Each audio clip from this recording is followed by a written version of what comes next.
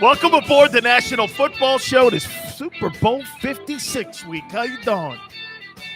How are you doing, baby? I got to start the show off, though, guys. If this is any indication on how well the show is doing, I think this could all be put in this little synopsis that I'm about to give you. Today, at the Sileo compound, at Sileo Studios, as Eddie would say on Christmas vacation, the shitter's full. All I can say to you. Plumbing issues. We're going to barrel through this. My commitment to you is going to be on display. No, I'm not standing at 10 feet of you know what. But we are dealing with this. This is my commitment to you. That the show must go on.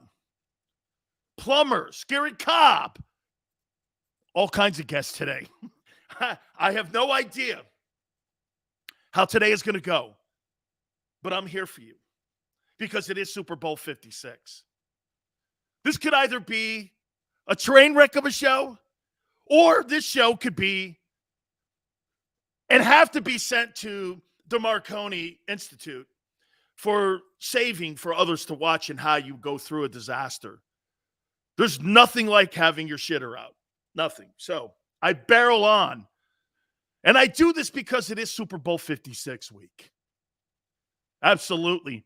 Hey, the Pro Bowl, you call a joke? My toilet bowl is even worse. And by the way, my toilet bowl reminds me of the Pro Bowl. Yes. Chalk it up, Sports Philly. Absolutely, man. That thing is absolutely disgusting. As is my toilet. I digress. All right. Let's move on, man. Hey, guys, I appreciate everybody jumping aboard here on the Super Bowl 56 week. Please hit the like button. Thank you so much. Chalk it up, Sports. I'm going to barrel through this, baby, man. I'm going to give you the best effort I possibly can. Show you no distractions. Joe Burrow, hey, I'm not sure he could deal with this. Joe Cool, that's what we're going to start calling him like Montana. Joe Cool. Nervous Matthew, I don't know. You know, he throws some picks. Who's going to end up being the guy who wins Super Bowl 56? Why do I like Joe Burrow? I so like Joe Burrow. By the way, let's get started here. You guys watch that Doug Peterson press conference that he did with the Jaguars? You guys in Philadelphia and the sports media made Doug Peterson already a better coach. Somebody asked him a question about putting a coaching staff together. Doug, you confident? I'm paraphrasing here. Doug, are you confident that you could put a staff together this late in the process with all the coaches now getting picked up and going to new coaching staffs with all the hires in the NFL? He goes, yes, very high. Confidence is high. Looked the guy in the face and just went like this. Yeah. Confidence is high. No issues. This guy is so seasoned. This guy is so seasoned, man. Watch his press conference here. Behind the eight ball in terms of putting together a staff. You feel like you're behind like already? No. Confidence-wise then in being able to assemble. Very high. Yeah, look at that. Yeah, look at that, man. Very high. You see him just sitting there too, dude. Yeah, very high. Like, sit down, bug. Like swatting a bug on a fly. You know, you're just going like this. Sit down. That's the Philly media beating that dude's ass and the fans on his ass and dealing with the front office that schooled him into dealing with the media. That was so Belichickian too. Yeah, very high. Dude, I love watching him. That is so great. I want to ask you flat out here. Who did a better job in Philadelphia coaching those Eagles, Andy Reid or Doug, in your opinion? I think Doug Peterson did a better job of coaching the Eagles than I do. I think Doug Peterson did a better job of coaching the Eagles than Andy Reid did. I just think he did. I think Andy, he's maybe more of an offensive savant than Doug, but Doug's a better coach. How about this one? Who would you rather play for, Andy or Doug? I'd rather play for Doug. There's just a toughness look about him. I think, and look, both these guys are very successful coaches. Okay? Both these coaches are very successful. But there's just something about Doug, man, that makes you do this. Yeah. I'm going to play for Doug. I'd rather play for Doug than Andy. I just would, man. Doug won a Super Bowl. So his objectivity's better, says Dan. Steve says Doug got us a big one. Big balls, Doug. I like it, Green Tiger. Let's get some ice cream. Probably the only thing soft about it, but I like ice cream too. How you doing? Andy just seems always distracted when it matters most. Man, that's a great take. M. Reyes says we didn't have so many 4 straight passes at the goal line with Doug like we did with Andy. You know, situational play calling sometimes and the dealing of the timeouts maybe always been an issue when it comes to how Andy Reid coaches games late, you know. Andy taught Doug everything he knows. But Flex, that doesn't mean that you haven't implemented your own personality in how you talk to a football team or how you talk to coaches. Carlos says, I like both coaches. No doubt. There's actually no wrong answer, but I'm talking preferably. We fired Doug after 4 in-seasons in a season where his young son died the summer leading into it. What a cross to bear. We fired him because underperforming after losing a family member, Mickey. Mickey, that whole situation in the ending for Andy Reid and the loss of his son and how it was handled by both sides was tragic. Okay, family's always first like that, man. Okay, and like I said, I'm not telling you which one to hate and which one to like. I'm just saying, who do you prefer? Both coaches have Super Bowl rings. Think about this, too. How many coaches are active right now that have Super Bowl championships? Belichick, John Harbaugh, Mike Tomlin, Doug Peterson, Andy Reid, Pete Carroll, and who else? There's only 6 coaches, is that correct? I'm trying to think. Oh, Bruce Arians, that's 7. 7 coaches out of 32 have Super Bowl rings. That's pretty crazy. Only 7. And he's one of those 7. Is that now confirmed, Chalk It Up Sports? Lovey got the Texans gig? I didn't know Lovey was in line for that job. I know that he was an assistant to the head coach, I think it was, there in Houston. So he had maybe a foot in the door. If I'm not mistaken, I thought he was like a special assistant to like the head coach, David Culley, a year ago.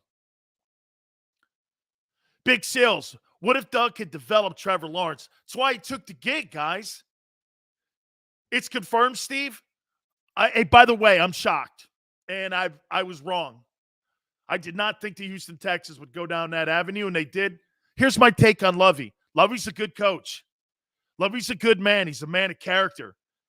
He just really hasn't won a lot. Now, on the other hand, he did take a Super Bowl team down to Miami with Rex Grossman as the starting quarterback. So, I mean, I don't think he really did that good a job when he was at Illinois. He tried to turn the program around. He tried to do really great recruiting, but it never really just happened for him in Champaign. So that kind of like blew up on him a little bit that he didn't really do. I thought he was going to do a good job at Illinois, but he didn't. But he did take that Bears team to a Super Bowl. Lovie Smith was DC and assistant head coach last season. Was that right, Paul? That's where it was? Okay. Illinois, Samuel, is tough. Tough place to win. Okay? Outside of a Tony Eason couple years, really Illinois is not really, and I never understood why Illinois football is not better. And Samuel, I think it's because they put the majority of their resources into their basketball program. Birdman says, Jags are my AFC team now for sure when it comes to picking a team coming up this year. Never had one before, but I love Doug. And Reyes, I think they want a coach that would be favorable for Watson's not staying there. That's not going to change the game. The rumor was Flores and Watson would have been a solid match. There's no way. Then again, you know what? I didn't think that they would rehire an African-American coach, and they did. Mickey says Carson Wentz lost the room because lack of leadership. The head coach needed to step in then. Wentz got worse every year after Doug left, and the offense became vanilla. You mean Frank Reich left? Not Doug. Frank Reich. Illinois is why you know what? As good a football is in that state, it really blows my mind that they are not a better football program. Indiana's kind of getting a little bit better. Yeah, Wentz got worse every year after Reich. That's for sure, man. Alvin Kamara, I saw that got rested after the Pro Bowl. By the way, this is a note to the commissioner. Do me a favor. Stop playing the Pro Bowl. If the guys don't care, I mean, look, and it's still going to get decent ratings because it's football. But what you're doing is you're giving your fan base shit product right now. I mean, really, you're not in a position right now to sit here, and you're not in a position now where that football team's going to be winning ball games. Okay? That whole entire Pro Bowl is a shit show now. Nobody's trying to win a ball game. Nobody cares. The players don't even want to be there. Williams says Texans trying to get Watson to stay. No way. Lovie Smith staying? And because they hire a black coach? You know, I will say this, though, to your point, William, not to think that maybe it's not true. You know, the one thing the Houston Texans didn't do. What is the one thing the Texans didn't do to Deshaun Watson? They didn't smear his name in any way.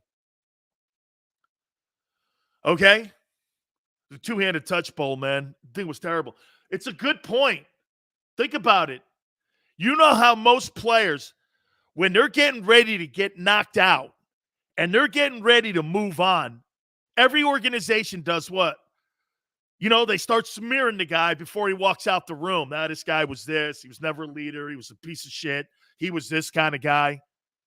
Texans really haven't smeared him. They really haven't talked in any negative way whatsoever. Okay? I mean, they really haven't. So maybe there could be something to that. Lovey's a real good character guy. And I find it hard to believe. And I'm going to say this to you, too. Lovey taking that job, if there's racist people in that organization or a tenor or a tone, Lovey would never have taken that job. He doesn't need the money. He wouldn't have taken that job. He's a man of character. So I've got to believe that Lovey crossed all the T's and dotted all the I's here. By the way, hour 2, Garry Cobb's going to join us live from Los Angeles.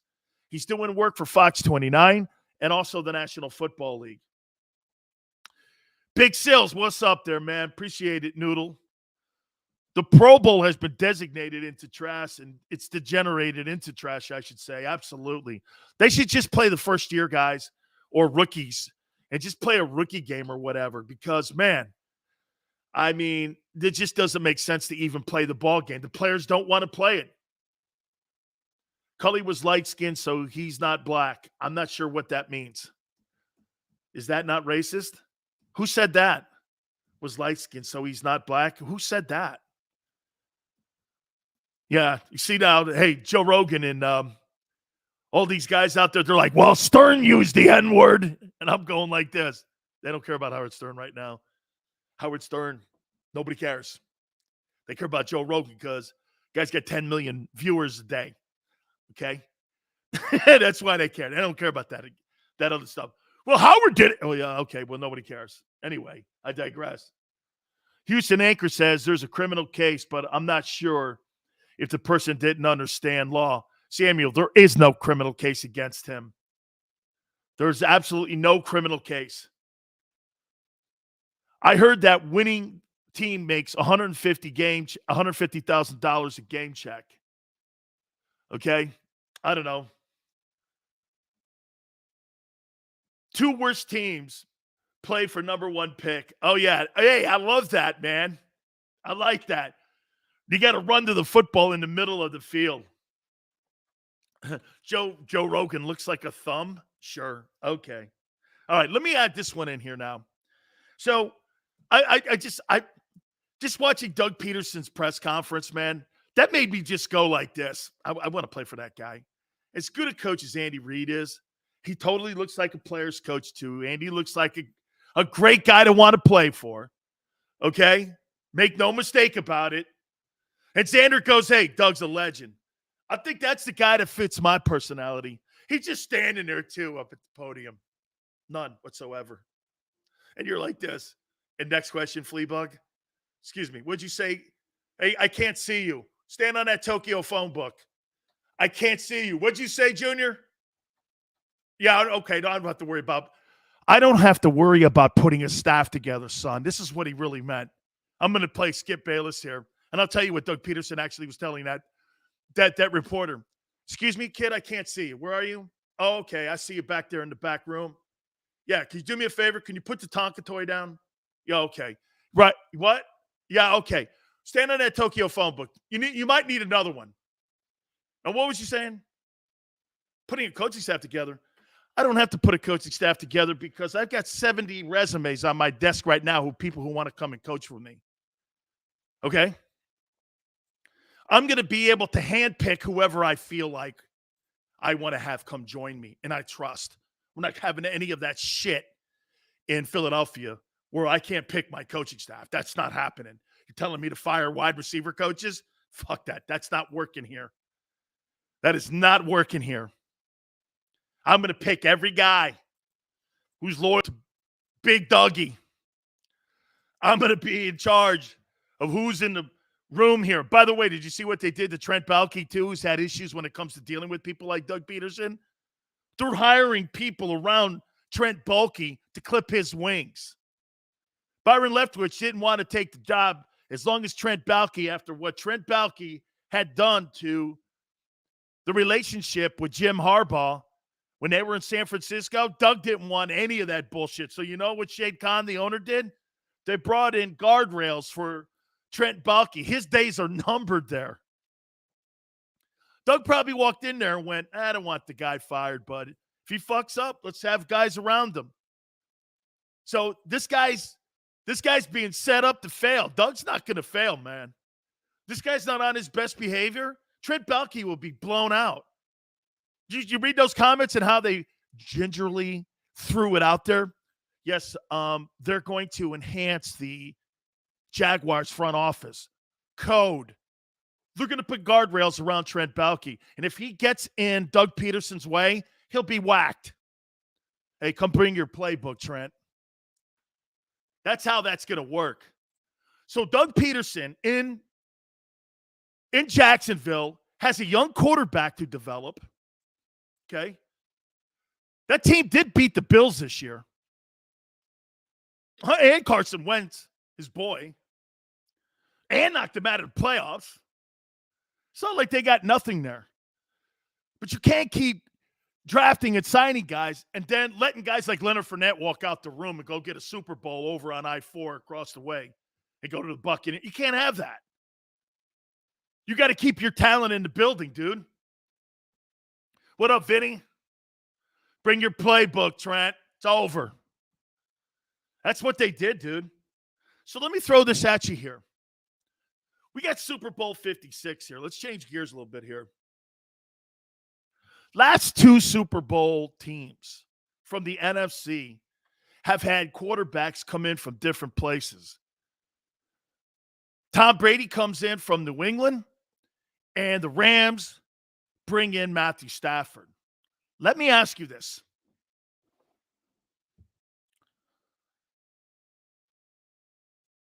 How should the Eagles look at this offseason here? Do you draft a quarterback? I'm not talking first round, maybe you think. Do you look for a talent in the draft? Or do you go and you look at a veteran guy? Matthew Stafford has worked in Los Angeles. Sean McVay wanted to upgrade the quarterback position from Jared Goff. Know this, Jared Goff got the team to a Super Bowl. It wasn't like Jared Goff wasn't winning ball games, but he was so unreliable. And I think Sean McVay saw his ceiling. This is who we are. This is who we're only going to be. With Matthew Stafford, he's the guy that throws us out of trouble. And I love quarterbacks like that throw you out of trouble. Guy has 2 picks, no worries. He can still throw you back into a win. Brady's one of those guys. Rodgers is one of those guys. Wilson is one of those guys. Right? What up, Spot? Appreciate you coming aboard. Is the organization going to go veteran? Are they going to try to bring another veteran in? Where do you think their mindset is? When you look at what's happened the last 2 Super Bowls, Brady goes to the Bucs, changes the culture around. Stafford goes to Los Angeles, enhances the culture. We are now saying this about Matthew Stafford. Stafford was just up in Detroit, and he couldn't overcome Detroit's and just the ineptness of the program and of the front office. He couldn't overcome that. Bad coaching, bad personnel decisions. He couldn't overcome it. He comes to an organization run by Les Snead and Kevin Demoff with the Rams. Ownership is Stan Kroenke. This guy's money bags, married to one of the Walmart girls. This guy's got a franchise now that is willing to spend anything and do anything to win ball games. You see, the Rams have to make a brand in LA. How many games have you watched with the Rams and you say this, Jesus, man, do they ever have a home field? Are there any fans there that like the Rams? You couldn't do that shit in Philly. So my point is, do you think the front office goes into a position where they look at a veteran? Chalk it up sports. That throw Stafford made to Cup to beat the Buccaneers, man, that was spectacular play calling too. And you're right, Goff doesn't make that play. Goff overthrows that play. Absolutely, he overthrows that. Couldn't overcome Rodgers in the NFC North. Okay. Couldn't overcome that. Packers have built a good football team too. That plays into it. But they only play the Packers twice a year. What about the other games? If Carson Strong is there at 83, I'm sprinting to the podium. Is that the kid from Nevada? Is that the kid from Nevada? I haven't looked at him yet. Have to get a veteran quarterback, Rico says. But what is Howie's mentality? How are they looking at it? God, man, because I look at the kids in the draft now and I'm going like this. I don't see it. I just don't see it. Okay? I mean, you're not going to go and get a rookie quarter. You don't need it. You have Jalen. Do you get that veteran guy? I'm cool on Wilson. Sherman himself did that in an interview and said Seattle been letting Wilson cook what it's been in a position where they've not been able to get anything out of it. Carson Strong in the second and third round. Carson Strong sucks, keep underthrowing all during the Senior Bowl. The only guy that actually looked decent in the Senior Bowl, I thought was that kid Kenny Pickett from Pitt. Detroit got screwed by the refs against Dallas in the playoffs. I think that was his second or third year, if I'm not mistaken. William, that may have been the second or third year. It will take years to develop a young quarterback, which they don't have. Howie's white whale is Russell Wilson. Desmond Ridder, I don't see it. Guys, do me a favor. Please hit the like button here. I say you go veteran quarterback. Now you've got to determine, okay, because look, here, Xander and I have been saying this. I want one of those. Well, one of those could also mean veteran quarterback now.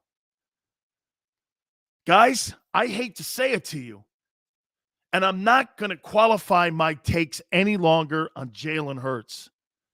After watching Stafford get his team as a veteran to the Super Bowl, Brady a year ago, all the young, talented players that are in the NFL today, especially on the AFC side at quarterback, the Eagles need a better quarterback.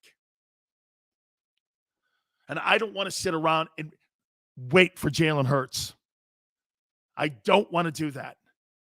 Not with all the draft choices you have. And I don't think you have to give up a king's ransom. Get Wilson for 5 years.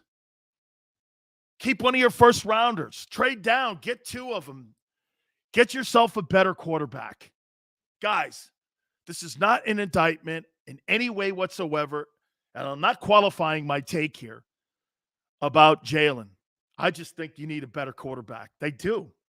If they want to win, Dak Prescott, to me, is a better version of Jalen. If Jalen's on the Cowboys, the same stuff is being done. But when you get bounced in the opening round of the playoffs, what is it, 11 straight years or something like that? Can't be. It's not 11 straight years. How many years has it been where the Cowboys have gone to playoffs, like their last 11 times? Haven't they been bounced like in the opening round? When's the last time they got even to a divisional game? I can't even remember that. You know, you're talking about getting to NFC championship games? Flexo, so what happens if we trade for Watson and we don't even reach the Super Bowl? Then what? So you're saying that you could get the same stuff if you don't make a Super Bowl with Russell Wilson. You think that Jalen gives you the same odds, Flex, that Russell Wilson will give you on making it to the Super Bowl in a down NFC? Dak won one in 2018. Thank you, Samuel. Okay. Thanks, guys.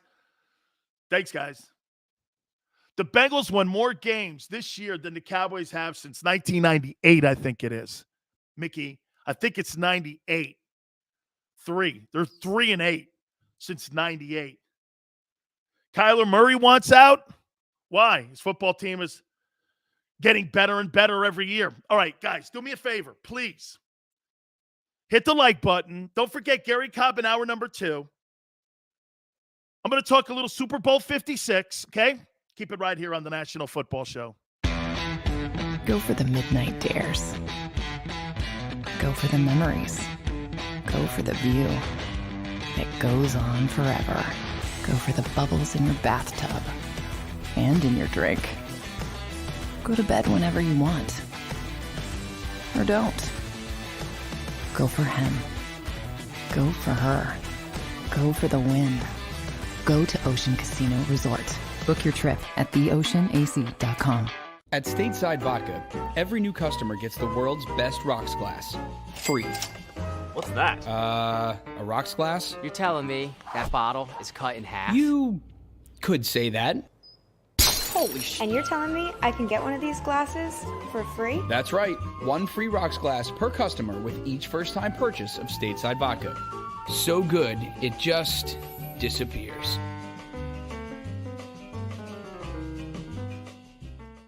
You know you like being right. That's why you should enroll in an Independence Blue Cross plan.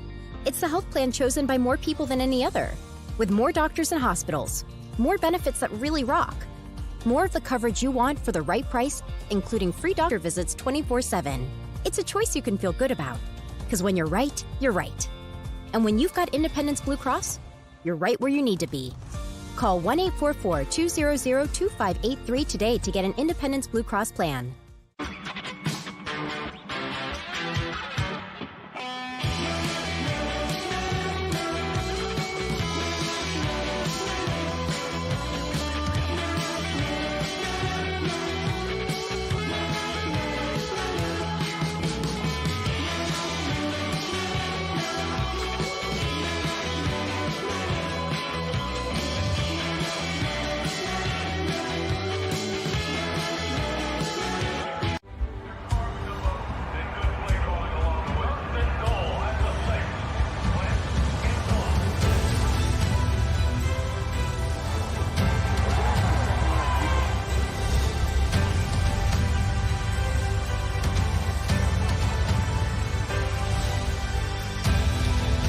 field of life, First Trust Bank is there for you. Champions on three. 1, 2, 3. Because Philadelphia dreams deserve a Philadelphia bank.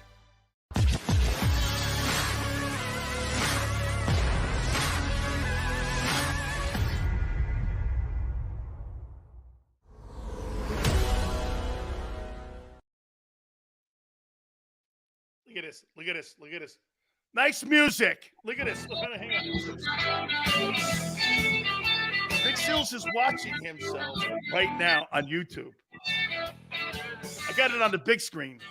Big 62-incher here. Look at that there, man. Hey, this is how it is. Hey, look at that here, right? I'm loving it. Yeah, welcome back to the National Football Show. It's your boy, Big Sills. Please hit the like button. Yes, okay. So I like to kiss my own ass. What do you want from me? I've had a hell of a day. The crapper's on the fritz, okay? I'm going to have plumbers over here. But my commitment to you on doing a show is second to none, okay? Chalk it up, Sports Philly. Oh, well, I'll have that plastered on my Twitter page at Dan Sileo Show. How you doing? Okay, I'll be having that plastered everywhere. You guys watching the pot smoker games, Winter Olympics? I actually like that stuff, that downhill shit. I'm actually really liking it, man. So national pride and all this and that. It's all good, man. 215 says wrong, Anthony. Goofball. Wow, we're going. Hey, I'm not getting in the middle of that, man. All good. I don't care if we trade 3 first-round picks and the Liberty Bell. I don't care if we trade the fucking Liberty Bell and the 3 picks. I want a quarterback and I want to win a title. Yeah, Chalk It Up Sports is pot smokers game. Watch this. Yeah, man, I'm gonna do that loop to loop and then that triple sow cow thing. How you doing? Yeah. Hey, did you see me do that barrel roll? No, dude, that's like an airplane flying. I don't know, man. It was something I was doing on snowboarding, man. Toes into the mountain, toes into the mountain, toes into the mountain. Okay. Yeah. Hey, man. Yeah. You see me do that triple pike and that triple sow cow? Oh, my God. I did that crazy. I'm like, bro, I don't know, man, but there's something about the figure skating dudes. I don't know. There's something really weird there. I do like Johnny Weird, though. It's all good. Hey, Anthony, so you're saying Ryder is NFL ready? No way. Paul brings up Jonathan Gannon here. Jonathan Gannon was told by the Texans that he's no longer in the mix to be the head coach. Lovey ends up getting the job, but he was told that he was not in the mix to get the head coaching job. Your reaction, are you happy or sad that Jonathan Gannon's back as your defensive coordinator for 2022? Man, everybody in Philly's doing this. Get the job. Get the job. It's a shitty, stupid program. Those people don't know what they're doing in Houston. Take the job. Take the job. Your boy Gannon's back. I think he's going to be in for a rude awakening because it's going to be a better schedule next year for them. Okay? Made the playoffs. They're going to have to play a better schedule. Rick D says not happy. I'm okay with Gannon coming back, says Dank. Steve's like, no. I want Nick to fire him. He ain't firing that guy. Rico, that's his boy, man. That's absolutely his boy. Okay? Now, let me ask you this. Let's go back to Doug a little bit before we get into Super Bowl 56. Tell me if you guys subscribe to this. Doug Peterson wins a Super Bowl in Philadelphia. Look at all the things that he's learned that he's going to take to Jacksonville. By the way, wouldn't we agree that Trevor Lawrence is a better prospect than what Carson Wentz was when Wentz went to Philadelphia? I do. I don't think it's close. I think Trevor Lawrence, and I think the things that he can do, probably graded as high as any quarterback, maybe Andrew Luck and John Elway. You're looking at one of the best prospects at that position that has been graded coming out of college in the last 30 years. Andrew Luck, guys like that, and John Elway. Okay? Mickey, then who's a better prospect? Who was a better graded prospect coming out of college than Trevor Lawrence? He had one loss, I think, in 3 years of college. Tell me, at 6'5", at 235 pounds, who was better? Okay, who? Name me a guy who was better coming out of college than him. Had a better grade. I couldn't find one. This guy's got one of the best young quarterbacks, talent-wise. You think Zach Wilson? Or what, Justin Fields? Joe Burrow did not have a higher grade. Dude, there were question marks on Burrow. Nobody was in love with Joe Burrow. I know he became the number one because Cincinnati, you know who convinced Cincinnati to take him number one? North Turner. North Turner told the Brown family, dude, this guy here, he makes all the throws. Makes all the throws. Here, let me get back to the point, though, I was trying to make here.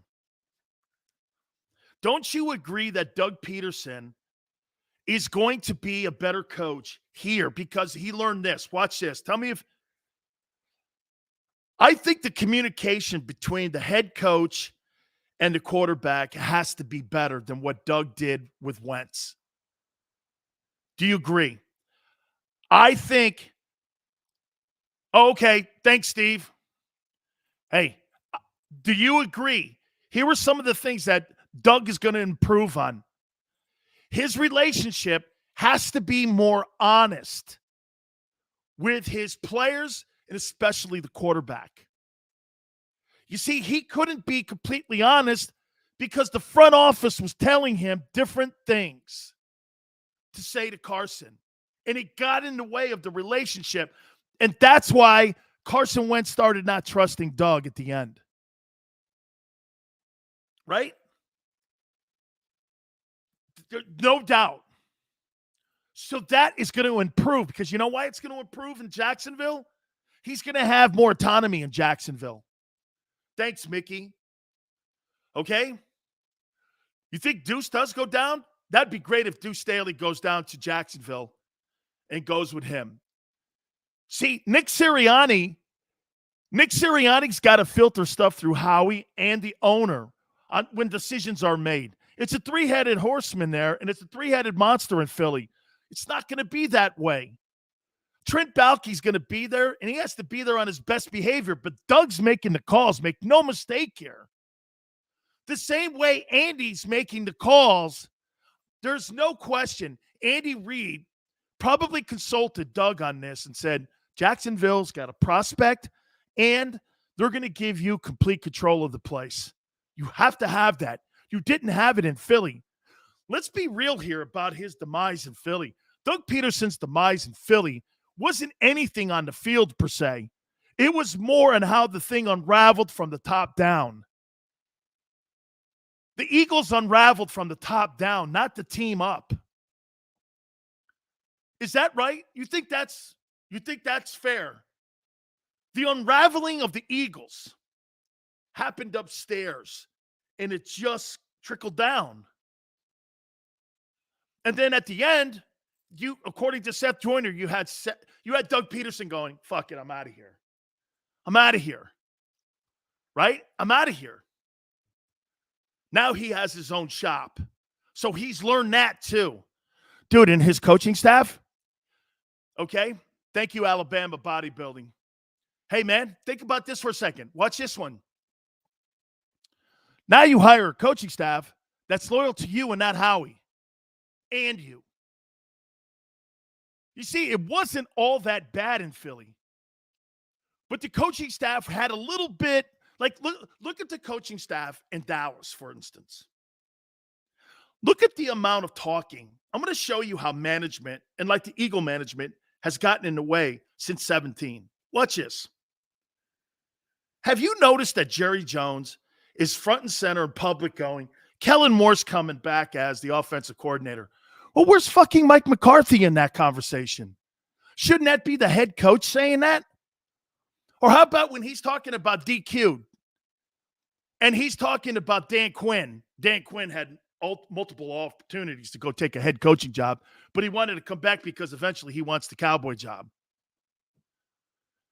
Why is Jerry doing that? That undermines your head coach.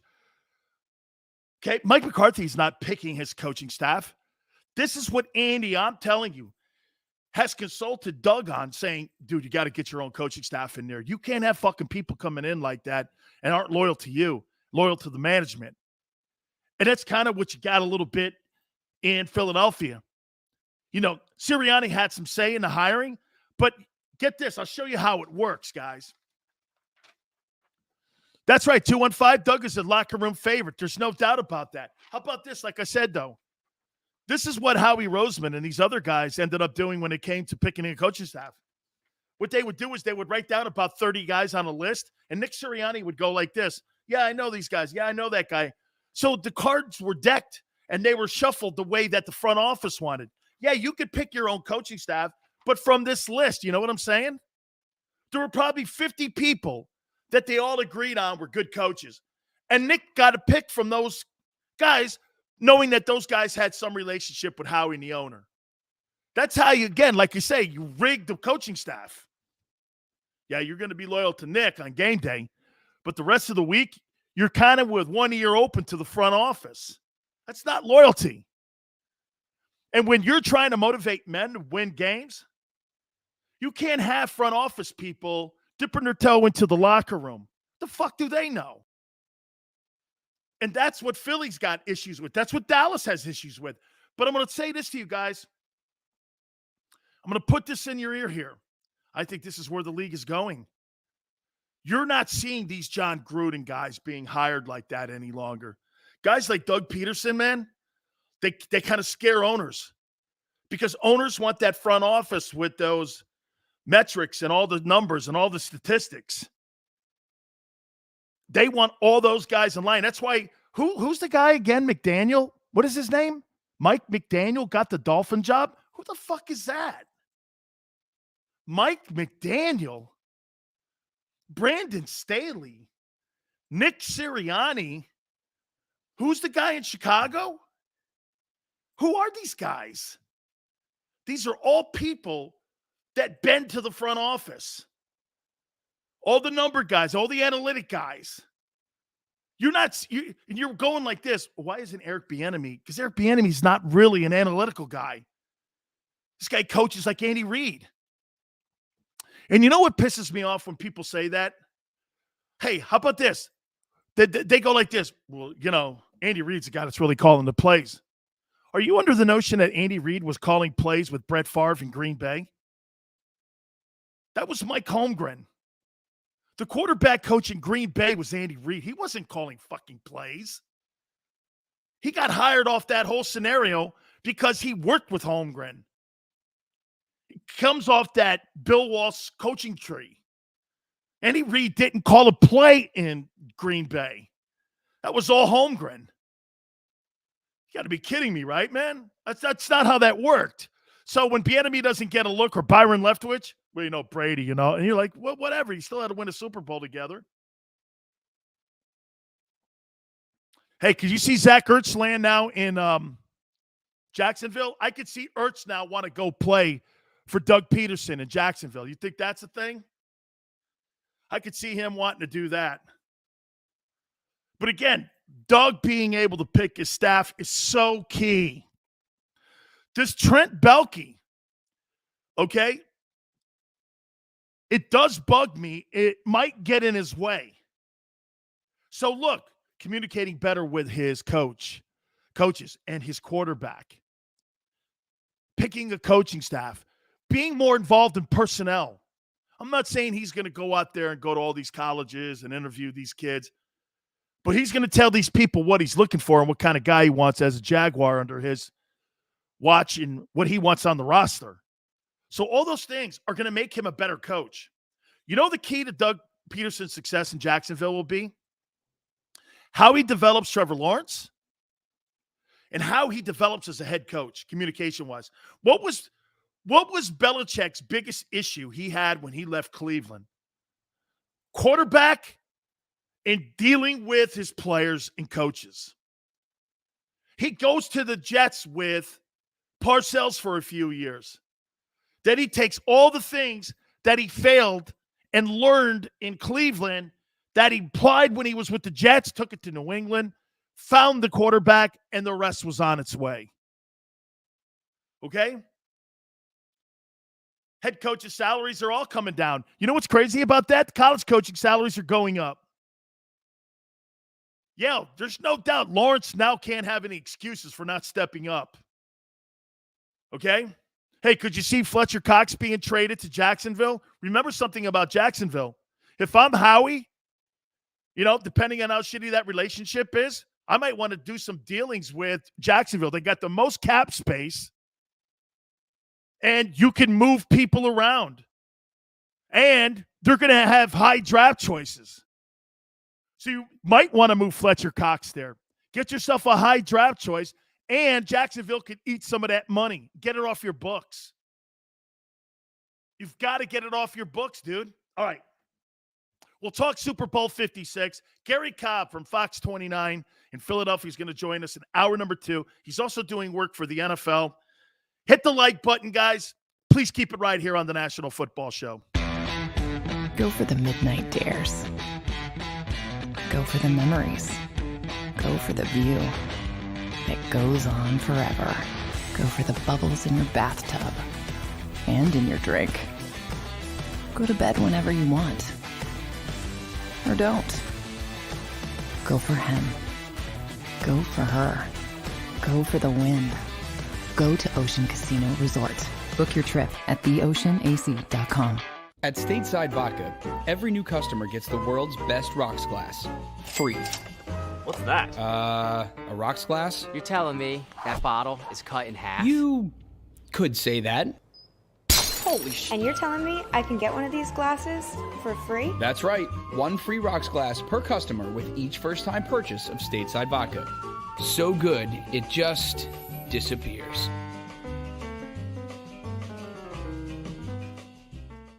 You know you like being right.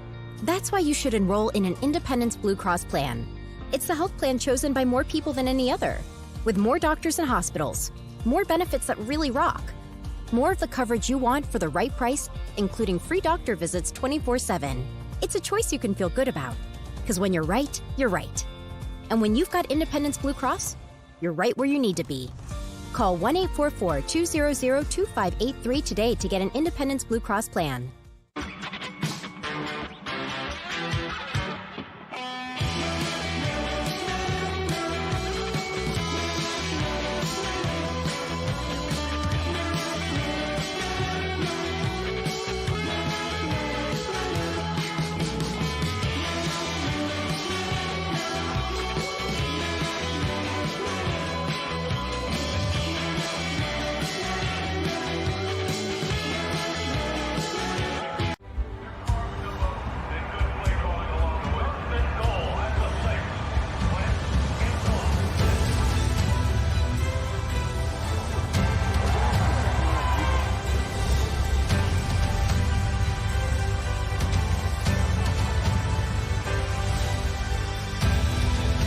Field of life, First Trust Bank is there for you. Champions on 3. 1, 2, 3. Because Philadelphia dreams deserve a Philadelphia bank.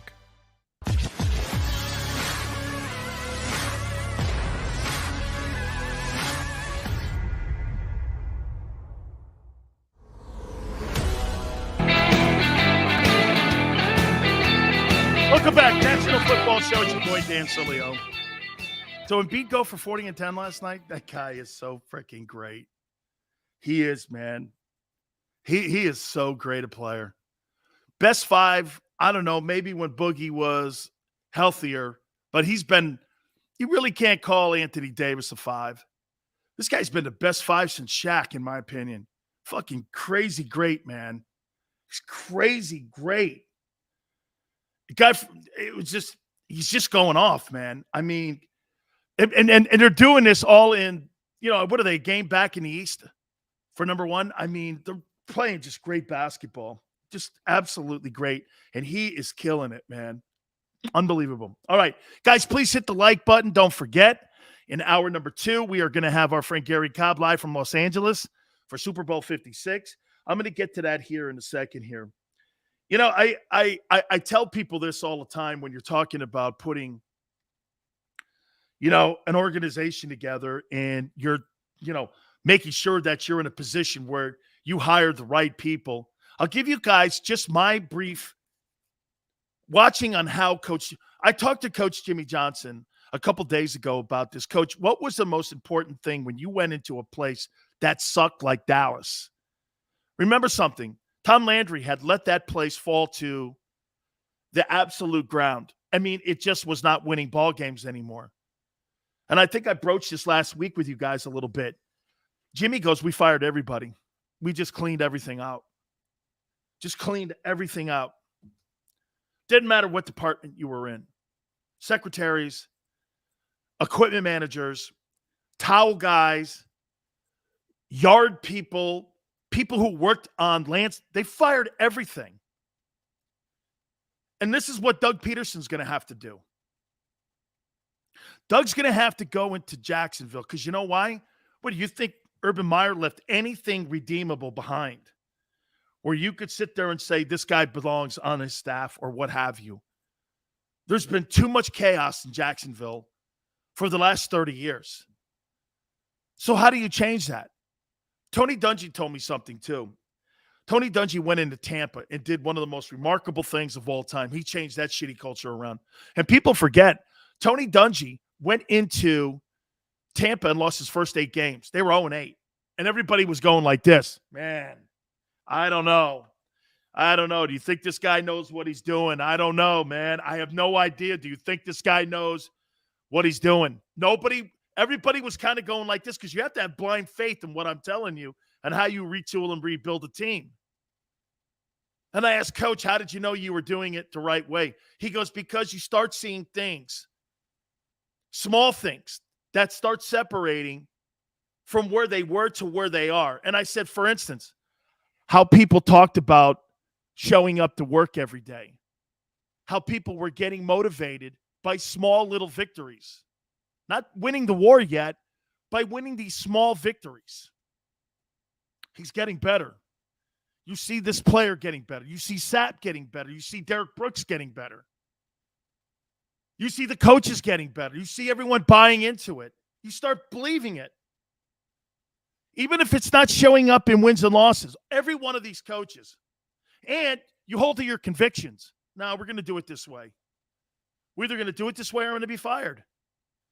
The worst thing you do is start waffling and start wobbling on your convictions on what you're trying to do to change the team around. Look at what Joe Burrow did. Big Chris brings up Joe Burrow. Hey, 215, Tony Dungy did such a remarkable job in Tampa. Okay? Wick, that's right, man. Get the dudes out of there. Get everything out of there. Then you start building your system. See what's going on in New York right now with the Giants? So you're bringing Daniel Jones back. Dude, you've got to kill that thing. You've got to kill that experiment. You're trying to save, I don't know, face. Cut your losses. Get out of there. The Giants are afraid to cut your losses. Now, if you're an Eagle, Cowboy, or Washington fan, you're going great. Let them keep wallowing in it. Let them keep wallowing in it. I agree, man. Completely agree. Doug's got a great chance to turn this thing around. And how many people, do you think he wins a Super Bowl? You think Doug Peterson wins a Super Bowl in Jacksonville? If they stay out of his way, very packed AFC. You got the Chiefs. You've got all these great young AFC teams. Williams says no.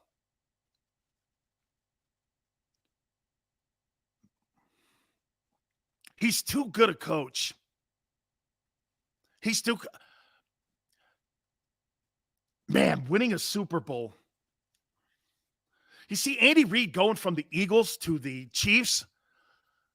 Okay? I mean, he went from a meddling front office, but a good organization in Philadelphia to one of the premier organizations in Kansas City.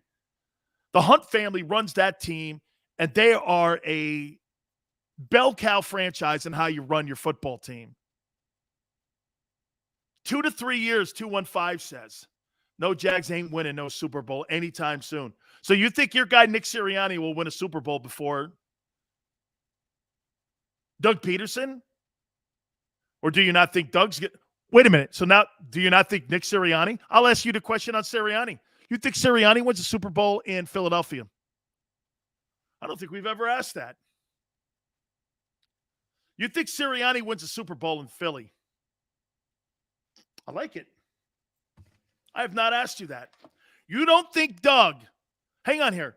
You don't think Doug Peterson can win a Super Bowl in Jacksonville, but you think he can win one in Philly? Nick Sirianni? Come on, man. And he's got the better quarterback prospect in Jacksonville. Flex says, I assure you the Eagles will win a championship before the Jags. So your money's on Sirianni winning a Super Bowl before Doug. Big Chris says Doug will be legit, one of the greatest if he gets another ring. Matt says, no, I don't think Nick wins in Philly. Big fish, little boat, not with Gannon and Hurts. No. Doug wins one first, says Samuel. Mickey says we have the best O-line in the league. So you think Sirianni delivers a Super Bowl instead of Doug Peterson? My money on flower power. Huh? What argument did I make? Hey, Dank, that sounds like me, man. Christopher says Desmond is 44 in 4 years. Yeah, playing Navy, Memphis, Eastern Sidewinder, nobody, and Helen Keller University. Had great vision in that game. How you doing? Never said he was better. Okay, Dank. All right, man. All right. You know, never said I was the best scroll reader. BF, what's up, brother? Appreciate you coming aboard. So, sir, some of you think really that Doug doesn't win. What's the best Doug Peterson does in Jacksonville? I think he can win a Super Bowl there. Shane Khan's one of the top 5 owners in the league when it comes to money. All good, Dank. It's all good, brother. Helen Keller University. Oh, yeah. That was a tough game, man. It was tough seeing downfield, you know. Saxonville. I love that. AC's really tough. I'm with you. A lot of talent on that side of the football league. Absolutely, man. They've never won one. No, Mickey, I think they've been to 2, and I think they've been to 2 AFC championship games in their history, if I'm not mistaken. Slow the scroll. Can't. A lot of folks on with Big Sills. How you doing? Oh, by the way, oh, yeah, man, I got a call. Yeah, Sills, I was at a high school thing, man. I'm so disappointed. I'm going to be in L.A. the whole time, so tomorrow, Tuesday, I'll come up for you, man. Please just let me know. I'm so sorry. You know how much I love you. Tackle sack. I get it. Coach Ogeron will be with us tomorrow. It's all good.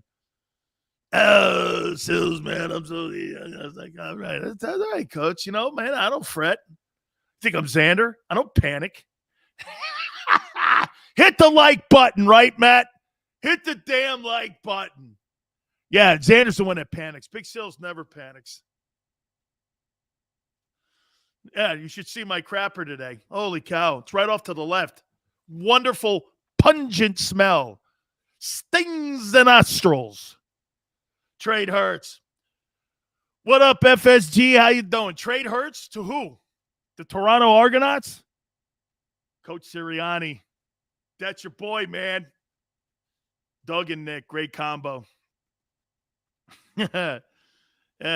Man, that Jags defense was nasty back in 15. They were great. They got after folks, man. They did. They got after folks.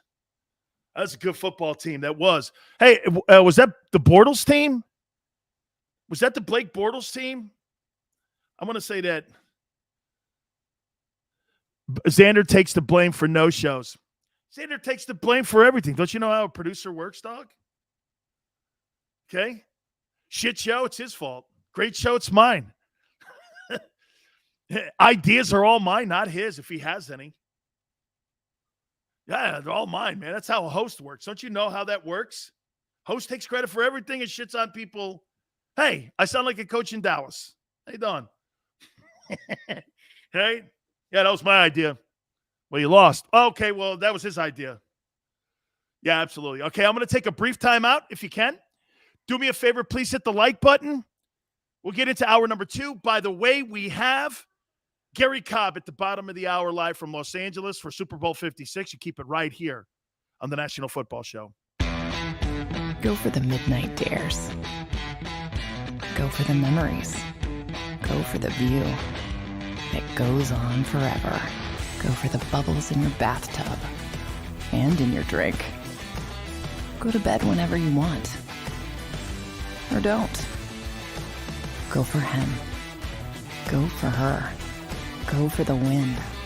Go to Ocean Casino Resort. Book your trip at theoceanac.com. At Stateside Vodka, every new customer gets the world's best rocks glass. Free. What's that? A rocks glass? You're telling me that bottle is cut in half? You could say that. Holy shit. And you're telling me I can get one of these glasses for free? That's right. 1 free rocks glass per customer with each first-time purchase of Stateside Vodka. So good, it just disappears.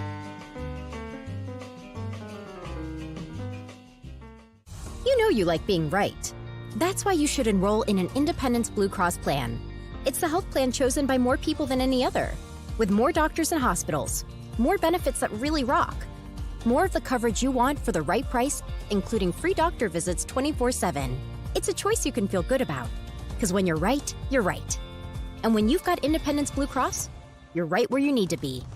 Call 1-844-200-2583 today to get an Independence Blue Cross plan.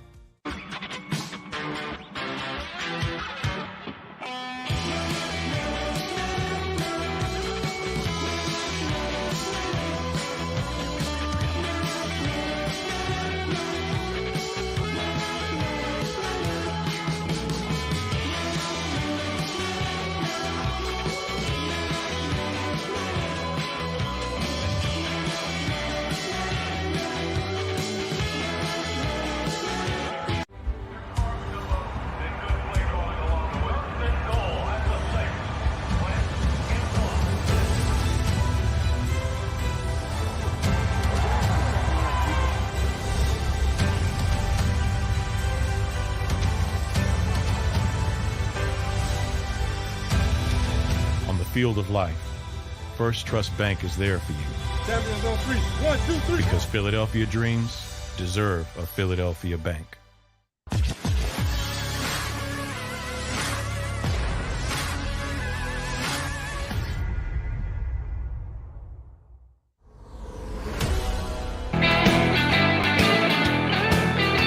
Welcome back. National Football Show. It's your boy Dan Sileo. Yeah, I started out by telling you we have plumbing issues in the old Sileo studios here, so we're fighting through it. No, I'm not standing in a pile of crap here. Almost. But we forge on. It's Super Bowl 56 week. We appreciate everybody jumping in here with us. Garry Cobb will join us at the bottom of the hour. It's big smells today. Oh, yeah, baby. We're ripe. Done. Oh, yeah. My wife just gagged out of here.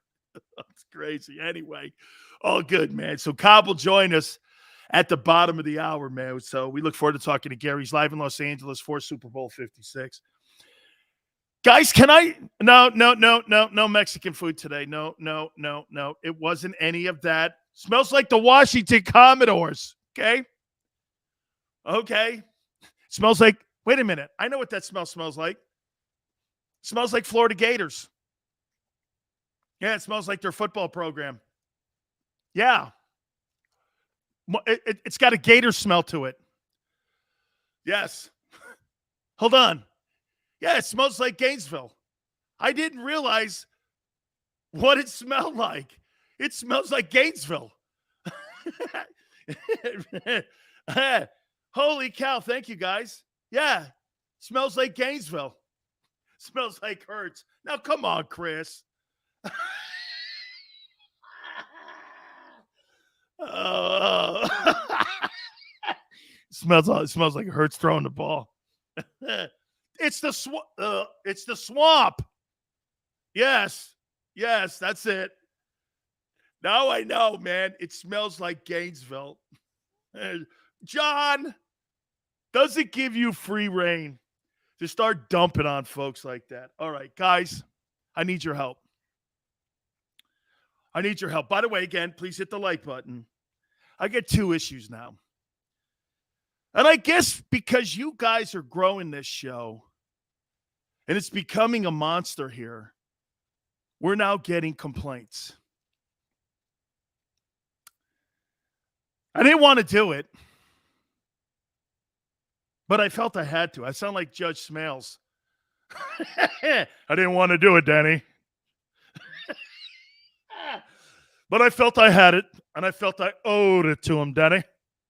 See, Danny, you've got to figure out if you want to be good or bad. What do you want to be, Danny? I felt I owed it to him. I didn't want to send him to the electric chair, but I felt I owed it to him. All right. So help me out on this one here. You guys know the Fanatic. And by the way, John Kincaid was great last week, right? So I got a text message from a couple WIP guys. I'll just leave it at that. They said that WIP and Odyssey in Philadelphia would rather have their host going on their platforms and their stream shows instead of shows like yours. I said, shows like mine or my show? Well, they use your show as an example. You know, you're going on shows like Sileo's. And I was like this. Come again? Really? WIP? Okay. Hey, Hugh. I got a text message over the weekend from 2 hosts. Yeah, you know, one of them I'm trying to get on, or I was, and the other one had been on. And I get these text messages. And I was like, okay. And I was like, so WIP doesn't want to put their people on my show anymore. Or shows like mine. And I was like, hey, look what you guys are doing. You guys are stirring the pot up. I think maybe they got a little pissed off because I think they know that I know who Angelo's replacement is. Most likely going to be Mike Golick. Okay? Hey, Chalk It Up Sports. I don't know, man. I was just sitting there watching the Olympics, and out of nowhere, Matt Hatter. Oh, fucked up. John, I was stunned. I was like, so WIP doesn't want to put people on my show? And he was like, yeah, some Odyssey host. I said, did they use Odyssey? And they went, yeah. I went, oh, okay. Interesting.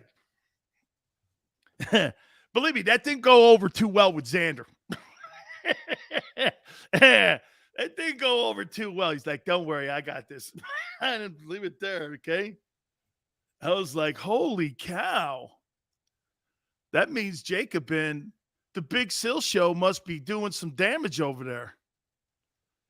Hey, Birdman, that's real estate, isn't it? Yeah, I'm in your brain, man.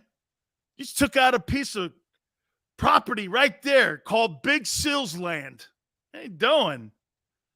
I didn't know. Hey, guys, Christopher, all this, man. I just was like this. I go, wow, okay. Did they actually use the name of my show? They went, shows like yours. And I went, oh, shows like mine. And you know what's funny? I had that host on last 25 years anytime I wanted. All of a sudden, they told him he couldn't do it. And he was making excuses up because it was Eagle season. I figured the Eagles were done.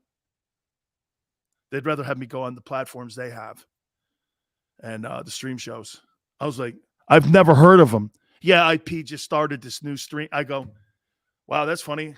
Does anybody watch it? Okay. Smile says, WIP ain't got that kind of weight anymore. Okay. Hey. Thanks a lot, John. I took it as a merit badge.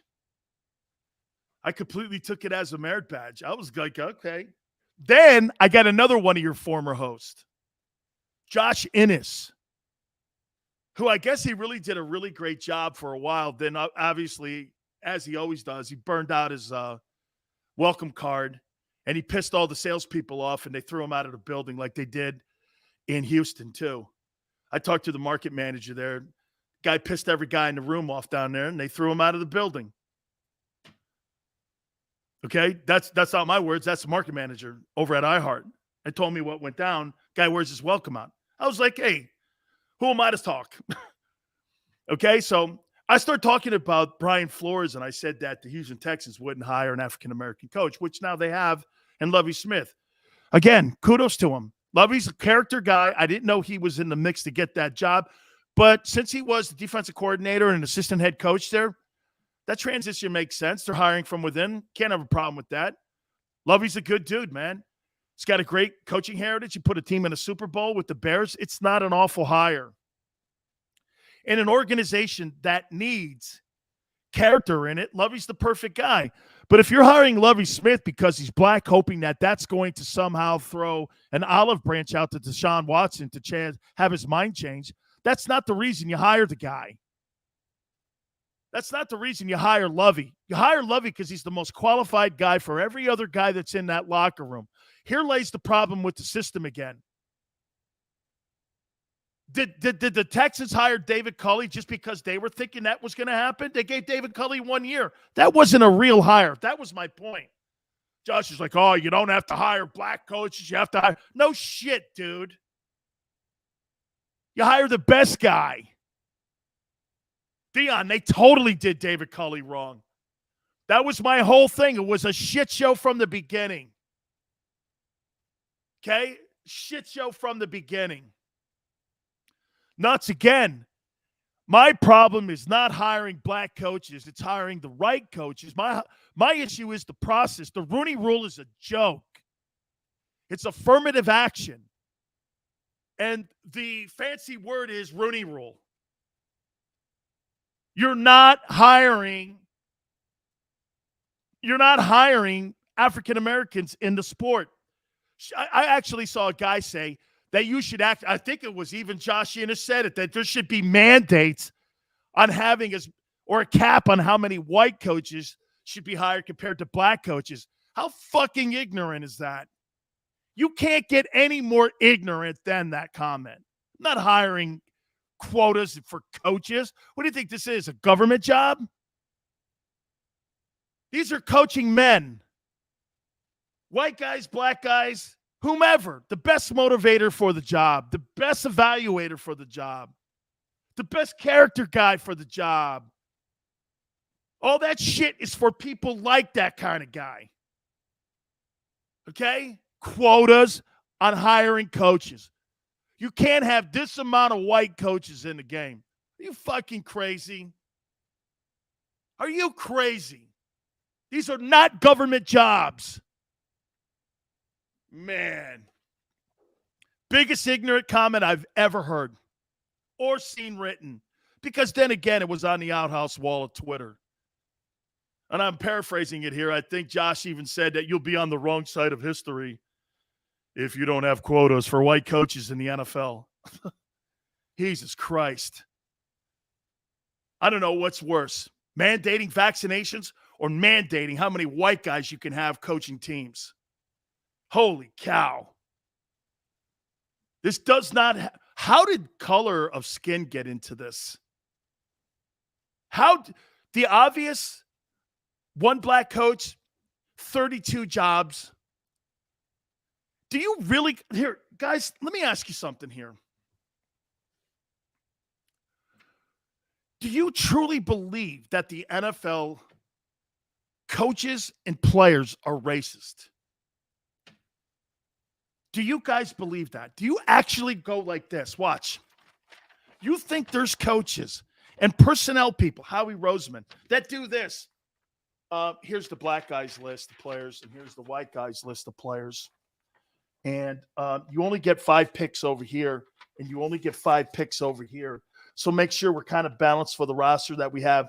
Maybe if you want to go 70-30 black-white, I mean, we could pick, 7 black players, and you get 3 white players, Or when you're looking at potential coaches, here's the white guy list, and here's the black guy list. Which coaches do you like? If you put something like that in front of me, I'd shit in your face. I want the best candidates in front of me. I want the best football players in front of me. Roger Goodell makes me sick here with his BS. Right. Hey, the hiring practices of the league do have to be revamped. But just to sit there and say this, guys, I want to hire a black coach because he's a black coach, that's not cutting it. I want the best man for the job. When careers are made, you hire the best people to get the best coaching around you. There should be no questions about that.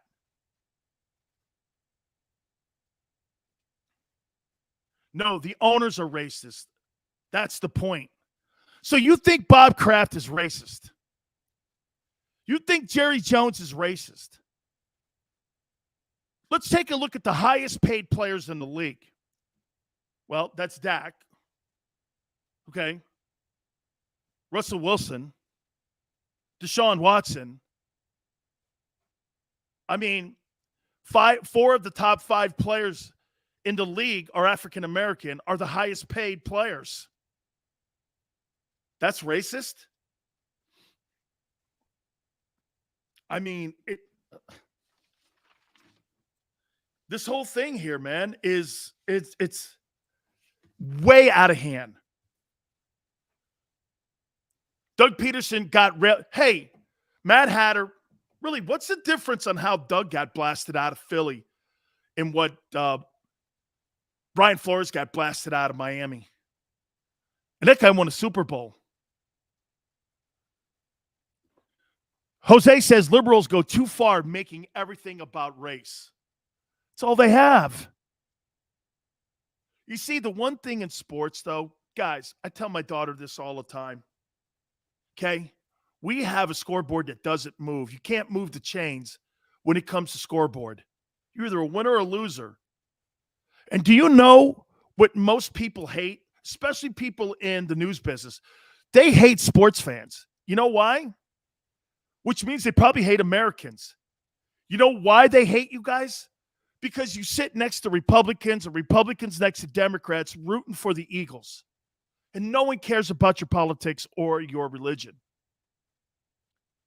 It is completely all about everybody going out and rooting for their common interests. Sports, like you said, big picking, sports brings everybody together. It is absolutely one of the most important things that you can possibly have. John says, I believe Philadelphia is a sellout organization, city of brotherly love, because we know the truth. Sports are truly the ultimate unifier. George, it's true. Don't let these people do that. And so when we have these race conversations about Brian Flores, you know what Xander said to me? The Brian Flores story didn't really stick last week. I'm really happy to hear that. That means this. The media is covering, once again, a story nobody gives a shit about. You guys want to talk about ball. You want to talk about Jalen. You want to talk about the Eagles draft choices. You want to talk about Super Bowl 56. But see what they do is, and by the way, I brought on Chuck Todd and I brought on Kevin Cork last week, and Xander's right. I was like, damn, I thought that story would have kicked some dust up. No one gave a shit because people are sick of vaccinations and race talk. You're so right. I wish we listened more to you guys. I do. I wish we did. I wish we listened more to Americans instead of our own egos. I still put two dudes on. Two huge. And by the way, Chuck Todd gave me a shout out too on Meet the Press because he said he talked about race this week with his friend. And he did. And Chuck loved coming on. He thought you guys were awesome. So did Kevin Cork. But you know what? You guys were like this. Man, Sills, I don't come here for that. Football's our escape, like Jose's saying. Okay? Eagles have 4 or 5 white starters on the team. God dang it, man. That's a sinful conversation. We're counting roster spots of white guys and black guys? Shit. Don't ever sign me up for that sport. You know, I tweeted something out. I was always the minority when I was playing football. When I was in my defensive line group, when I was in the World League, we had 6 black players and I was the only white guy. Shit never affected me. And it was like that. As I grew in levels of football, it became more evident that there were more black players than there were white players at my position. I didn't give a shit. It had no bearing on me. I didn't care. People counting roster spots? Dude, really?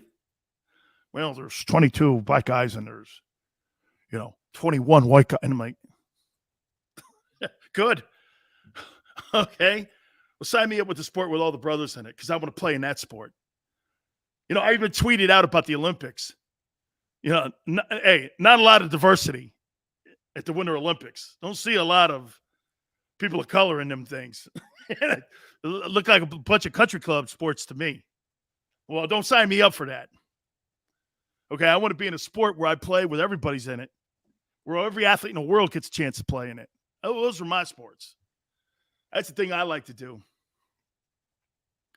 Dude, the more and the Flores story is just like you have everybody picking a side. I don't know. It's going to be interesting to see what happens. Okay? It really is. I don't know what job Brian Flores gets. I don't know if he does get a job. Lovey gets the Houston Texans job. You would have thought maybe there would have been a chance he got the Texans job because of Nick Caserio, who was a New England Patriot guy, and because of the relationship. But we shall see. All right, guys, I'm going to take a brief time out here. Garry Cobb's going to join us live from Los Angeles for Super Bowl 56. Who does this game mean more to? And whose journey do you like? Stafford's journey or Joe Burrow's journey to get to Super Bowl 56? The winner, what kind of impact do you think it has on one of these two guys? Hit the like button. Garry Cobb from Fox 29 will join us in a couple of minutes. Keep it right here on the National Football Show. Go for the midnight dares. Go for the memories. Go for the view that goes on forever. Go for the bubbles in your bathtub and in your drink. Go to bed whenever you want. Or don't. Go for him. Go for her. Go for the win. Go to Ocean Casino Resort. Book your trip at theoceanac.com. At Stateside Vodka, every new customer gets the world's best rocks glass. Free. What's that? A rocks glass? You're telling me that bottle is cut in half? You could say that. Holy shit. And you're telling me I can get one of these glasses for free? That's right. 1 free rocks glass per customer with each first-time purchase of Stateside Vodka. So good, it just disappears.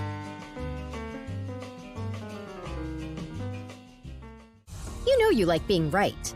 That's why you should enroll in an Independence Blue Cross plan. It's the health plan chosen by more people than any other, with more doctors and hospitals, more benefits that really rock, more of the coverage you want for the right price, including free doctor visits 24/7. It's a choice you can feel good about, because when you're right, you're right. And when you've got Independence Blue Cross, you're right where you need to be. Call 1-844-200-2583 today to get an Independence Blue Cross plan.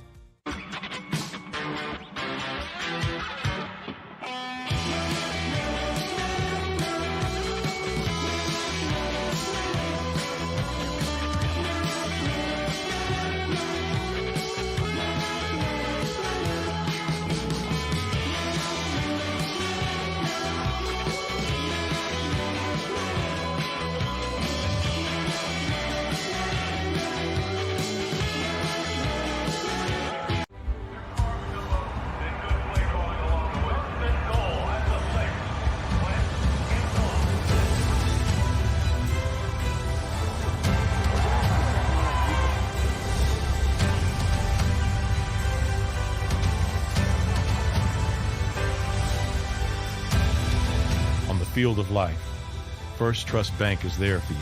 Champions on three. 1, 2, 3. Because Philadelphia dreams deserve a Philadelphia bank.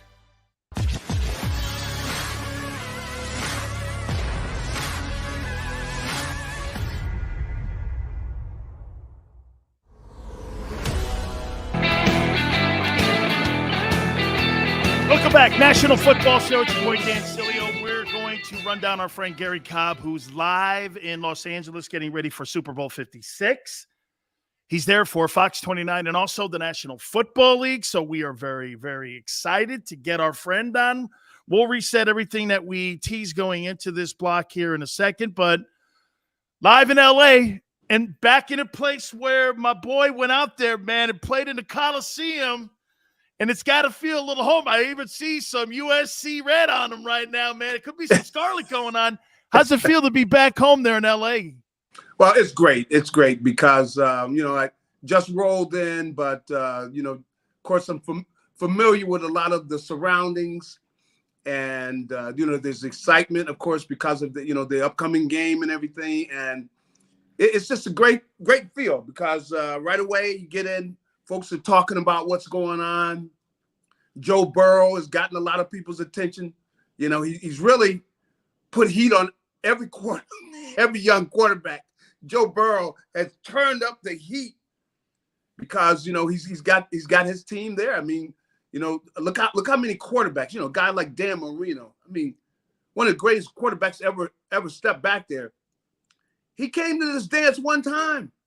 He thought he was going to come back numerous times. Everybody else thought he was going to keep coming back, but he didn't know that was his only time, And you've seen a lot of great quarterbacks who have never come in, don't have a ring from here, So it's not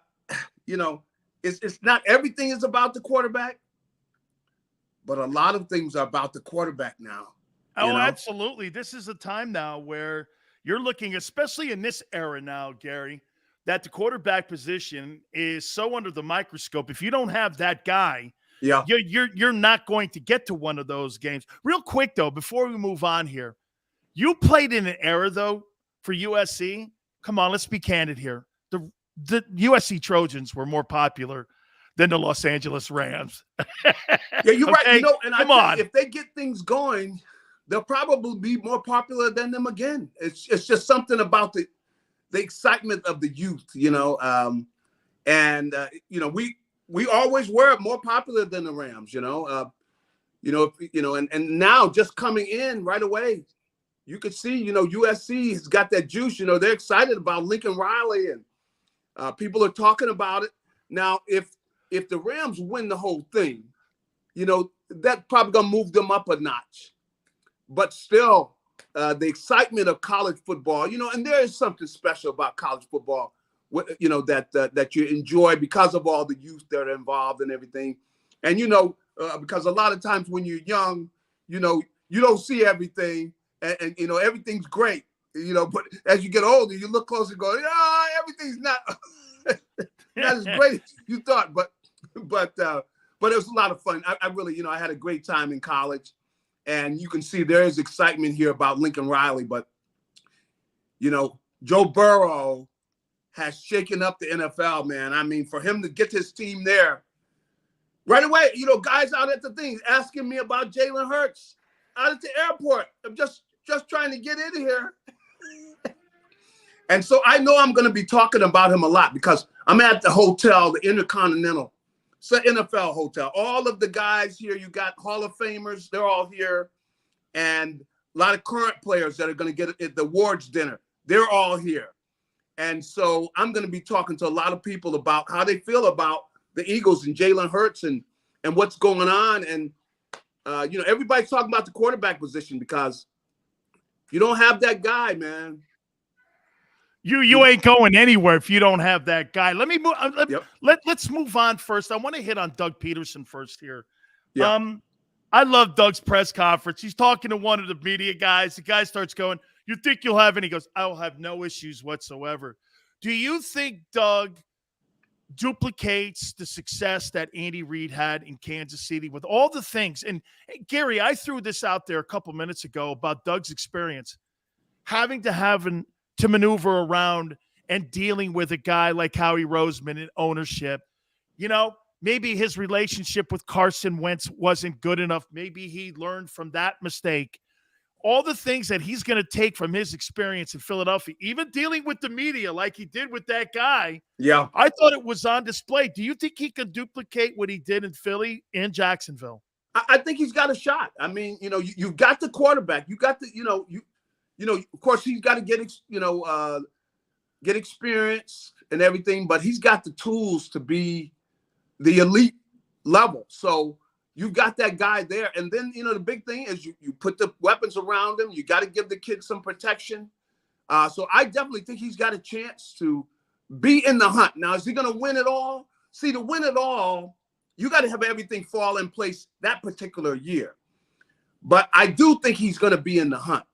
See, and all all you can promise is that you're going to be in the hunt, because everything's got to fall in place for you to win it all. But I think Doug has the wherewithal, especially the way he works with players. I think he's very good working with players.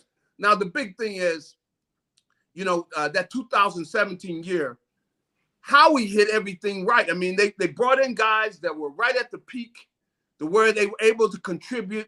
They had all these guys contributing in that year. And, of course, they went into the Super Bowl, and Doug did an amazing job coaching because he had his foot on the gas the entire game. And that's the reason they beat New England, because Tom was playing out of his mind, and they still were able to beat New England in that game because and beat them up. Kept his foot on the gas and beat them up. I thought they beat the Patriots up too. I mean, Garry, that was a constructed football team that they ended up beating up. Now let me throw this at you here too. Okay, so last two Super Bowls from the NFC, the teams have been Tom Brady, veteran quarterback. They get him from New England. Yep. Rams now go up to Detroit, bring in Matthew Stafford. Wow. Yep. And now think about this. What we saw where you and I were constantly saying this, we need one of those. And you just started the show off by saying you have to have that position solidified going into the upcoming 2020 year. Jalen's not any one of the guys that we saw during the playoffs or one of these guys. Do you think now the organization with Howie Roseman, the GM and the owner, are looking at it like this? There's nobody in the draft. Okay, we're not going to find a Josh Allen this year. There may not be one of these guys for the next 2 years. Do we go and push all our chips in with all these draft choices for Russell Wilson, an Aaron Rodgers, Deshaun Watson, whatever that means for them to be able to go find a quarterback? I don't know that they would go with the Aaron Rodgers. If you go with because the team really, look at the wide receivers they have. These young kids, they're not ready for the big dance right now. I look at a Devontae Smith. He after next year, he comes out and plays the way I think he's capable. He's used to the NFL. Now, hey, let's go. We can go as far as we want to go. I don't know if they're ready for that right now. I think they're going to get a veteran wide receiver. I'm sure of that. What they do at the quarterback position, I don't think they know what they're going to do. Because they got. Is it too late then, Garry? Is it too late then? I mean, we're now in February. We've got a draft in a few months. Yeah. What's the time frame? Do you think they have to figure this thing out here? Because again, you can't let this thing meander into, I think, draft day or free agency. So do you think by free agency in March they've got to have this figured out? I think they have to make a decision about what they want to do, which way they want to go. Now, if they always have going with Jalen back here. Right. They always got that back there in their back pocket. But they're going to look at some of these things, and I don't think they know the way this thing is going to plan out. But they do have to push it and go ahead and dig in there and see, well, what could we get here? Where you basically go to a team and tell them, okay, what if we were to give you A, B, and C? Could we do a deal? Could we do something for A, B, and C? Let's say you're talking with Russell Wilson, and you got to think, well, how many years does Russell Wilson have left? Are these other guys going to be ready while Russell's here in those 5 years? That's what they got to process through. And, certain guys they're going to eliminate. Maybe that eliminates Russell Wilson. Maybe that makes you start looking at, the kid, one of these other younger kids. Maybe they haven't. Nobody has said that there's special guys in the draft. Maybe somebody gets excited about somebody as we go through it. It hasn't happened yet to that level. There has been a little excitement, but the kid Kenny Pickett from Pitt, they've kind of kicked their heels up, and the kid Malik Willis little bit from Liberty, That's right. showing his athleticism, maybe a little bit like Trey Lance. But the other guys have been very pedestrian in how they've been approached as potential guys. I don't think because I haven't seen the franchise quarterback that excites you to where he's going to be on that level. I haven't seen that guy yet. Seen the guys you just talked about. Of course they were making a big deal about the kid Willis and everything, but you look over there, you go, it looked like Jalen. That's Come right. on. Right. That's not much of an upgrade there. Okay, let me roll into this one here too, Gary. Jonathan Gannon was told by the Texans the other day that he wasn't going to get the Texans job, and so he's back in Philadelphia. Your take on Jonathan Gannon coming back for year 2? Will it be better, in your opinion, for year 2 for Jonathan Gannon as defensive coordinator? I think so. I think he probably learned some things from this past year. I think he's going to be more aggressive this next year. He knows the guys he has. I don't think he felt great about, the secondary to where, these guys are going to hold up. I think he'll be willing because they're probably going to do something. They're going to add some people in the secondary and improve their speed and coverability. And I think you're probably going to see him be more aggressive in this next year. Plus, they got to get a pass rusher. They got to add to the pass rush. So I think they're going to add some people on the defense, which is going to allow him to be more aggressive. So I do think he's going to get better. And I think he probably learned some things from this first year out there because talking about it and doing it are two different things, So I zone coverage sucks. Zone coverage sucks. Come on, man. Press the son of a bees, man. Come on. You can't just sit in that zone. You're right. You can't just sit there and play that passive zone. Even you can play a more aggressive zone.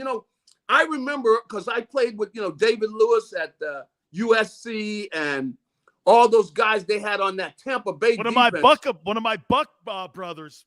That's right. I love David. That's right. So those guys played an aggressive zone. See, you can play, but you got to have the guys got to be able to communicate and things, and I could see where they could get a marquee linebacker. They could use a linebacker that's got that burner speed that's in there. They just got to be more aggressive if they're going to play zone. You can't play the soft zone, man. These guys will eat you up. We saw that where the teams were getting historical records against the Eagles where you got 80% completion rate. You can't do that and win in the NFL. So I don't think he's going to play like that anymore. Yeah, no. I think he's going to do. Yeah, he'd be a lot more aggressive. Be improved. I do. All right, let's get to Super Bowl 56. Mm-hmm. Who do you like, Bengals or Rams? I gotta go with the Rams. I mean, I look at all the players, and I could be wrong because doggone it, the Bengals have been underdogs all the way through, so they're going to be comfortable in their spot. But I look at the Rams, man. They have some they got a lot of talent over there. And I just think that they just have too much for the Bengals. They should be able to score. They should get in the 30s when it comes to scoring. They got to score at least 30, 35, 40 points. Yeah, but Gary, what quarterback do you trust, Joe Burrow or Matthew Stafford? I got to say that I trust Burrow more than Stafford. Well, hey, watch this. Look what I just did. I kind of moved you over here a little bit and went, okay, you're right, man. All the, the Cooper Cubs of the world. That's right. McDonald's. They got Burrow, though. There's something special about this kid, isn't there? There's something special about him, yeah. Kid's a winner, man. Kid's a winner. You see over there all the time. He does not get flustered. He's cool as a cucumber. And I'm telling you, as much as he's been sacked and hit, the fact he doesn't get up and go berserk. Because, come on, I remember playing against Marino. He gets hit because we sent a blitz. This with Buddy and some blitz and got to move. He got up, man. He was chewing out guys, man. And Burrow gets hit as much as I don't know. I'm waiting for him to blow up. I'm just waiting for him to blow up because these guys aren't blocking anybody. But the son of a gun to hang in there. But I'll tell you this. I know we're getting off of the game a little bit, but going in the future, they cannot let him keep getting hit like that. So he's going to have a short career. Oh, no. They need to go into the draft. But he could find a way. They could find a way, man. And Jamar Chase, they found man, a way they found a way in the championship game against Kansas City to get it done too. So I want to throw this at you too. A couple last questions here for you, Gary. Yeah. Sean McVay's record now, 55-26 during the regular season. He's 6-3 in the postseason now. He's got 2 NFC championships. You got to think all the experience of now having gone to the Super Bowl, getting out coached by Belichick, which is no shame in anything here. Yep. You've got to think that the advantage is on the side here, too. Zach Taylor, I don't know very much about, but you would think that the coaching, too. And he is going to learn from that loss to the Patriots. Do you agree? I agree. And this is really Sean McVay has shown a lot this year because they didn't get this easily. I mean, they battled despite the fact that they came in and everybody's looking at them to do something special this year. When you can go through this and deal with it and still be there at this time, I got to take my hat off to Sean McVay. He's shown a lot of toughness, and I think that's going to come through as we go forward. But they go ahead and get this. He's making some space for himself.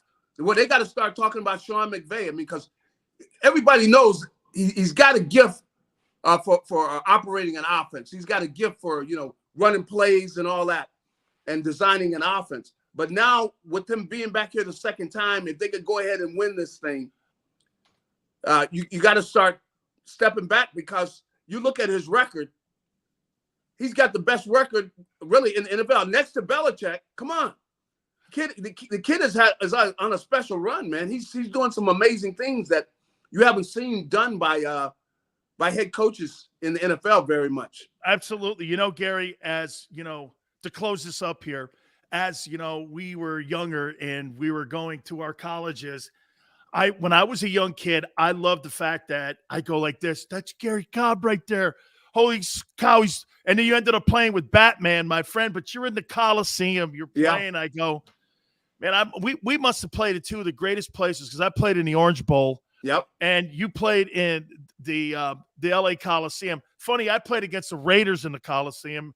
I played against the Rams in Anaheim, which was even crazier. But that's right. Really a great venue that you played in, man. You'll always be my idol as a kid. I respect you a lot, and thank you so much for doing this, brother. Have a great time at Super Bowl 56. Hey, will do, and I'm going to be talking and have some different things that people are going to be talking about out here. It's going to be very interesting. So we'll catch you Monday. We'll have some interesting things to talk about. You got it. Thank you so much. That's my friend Gary Cobb from Fox 29 in Philadelphia. So he's there for the entire Super Bowl 56 week for Fox 29 and also the National Football League. All right, we're going to take a small time out. Please hit the like button. Keep it right here on the National Football Show. Go for the midnight dares. Go for the memories. Go for the view that goes on forever. Go for the bubbles in your bathtub and in your drink. Go to bed whenever you want. Or don't. Go for him. Go for her. Go for the win. Go to Ocean Casino Resort. Book your trip at theoceanac.com. At Stateside Vodka, every new customer gets the world's best rocks glass. Free. What's that? A rocks glass? You're telling me that bottle is cut in half? You could say that. Holy shit. And you're telling me I can get one of these glasses for free? That's right. 1 free rocks glass per customer with each first-time purchase of Stateside Vodka. So good, it just disappears.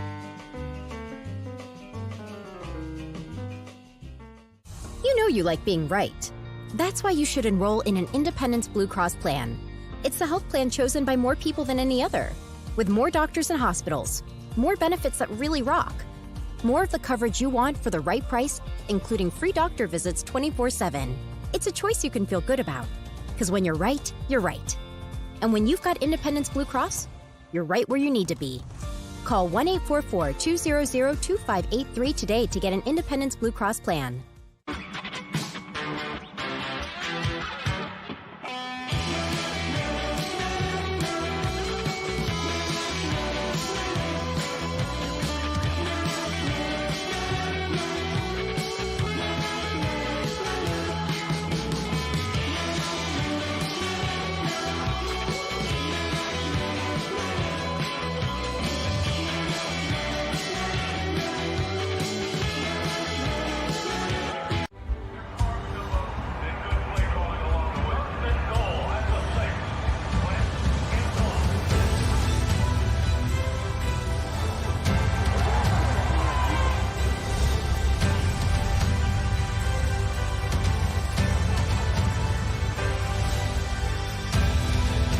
Field of life, First Trust Bank is there for you. Champions on 3. 1, 2, 3. Because Philadelphia dreams deserve a Philadelphia bank.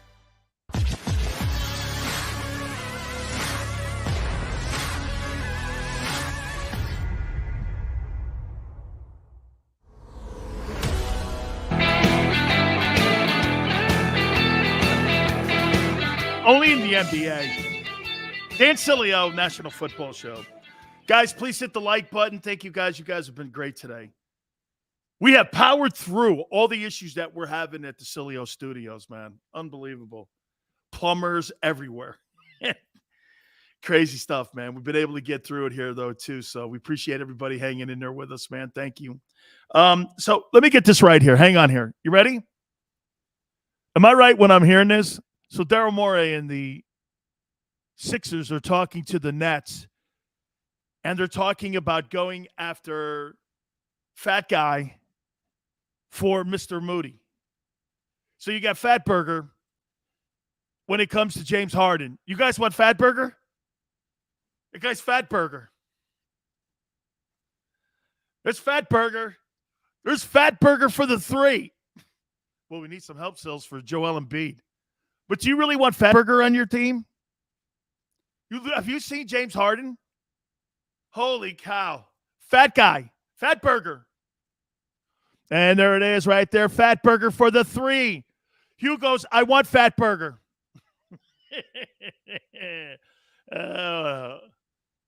Can anyone please tell me what has Little Wilson done for Seattle lately? He's kept them afloat. That team's a 4-win team without him. Did you not watch this year when he got injured? Hey, wait a minute here. Get this. Hey, Sills, big picking. Fat Burger says, yeah, but he gets you 10 dimes a night.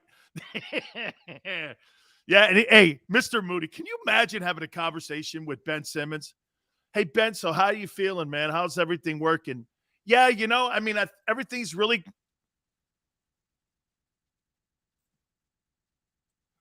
Ben, how are things going? Yeah, things are going really well, and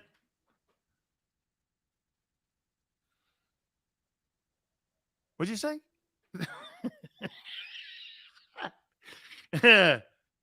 What'd you say? Oh, hey, Chris, can you imagine Zion and James Harden at a White Castle? Holy shit. Cows wouldn't be safe. I bet you Zion and Fat Burger, James Harden. Oh, Jesus. I bet you they could crush about 400 White Castles. You think you're right? Easy money. What do you think? You put Fat Burger with Zion? Holy shit. Man. Oh, you talk about toilets being fucked up. Oh. Philly's going to bring Fat Burger in. My God, they'll kill that guy. Oh, my God. You're going to take that guy to Wells Fargo, Fat Burger, and you're going to put him on the floor with Joel Embiid? Oh, man. Oh, man. And then you got and here's Mr. Moody. You've been traded to Brooklyn. That means I get to play with Kyrie. How about a conversation between Kyrie and Ben Simmons? How'd you like to be in that room for that? Kyrie, yes, the world is flat. And Ben going, yes, I agree. Whatever you say, my brother. It's flat, right?